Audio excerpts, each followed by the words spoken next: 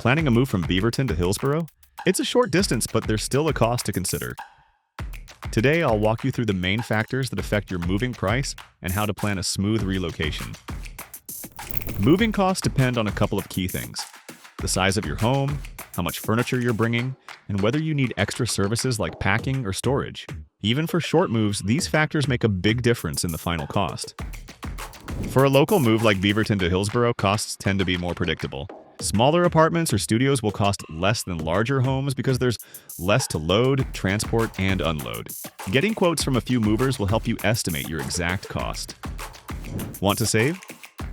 Start by decluttering. Fewer items means lower costs. Booking your movers early and comparing quotes from trusted companies will also help you get a better price for your Beaverton to Hillsboro move. Professional movers bring peace of mind. They protect your furniture, work efficiently, and reduce the risk of damage or injury. When you choose a mover with strong reviews and clear pricing, your local move feels easy and stress-free. Moving from Beaverton to Hillsboro doesn't have to be stressful. Plan ahead, compare quotes, and hire trusted movers for a smooth, worry-free move. Click the link in the description to get your free moving quote today.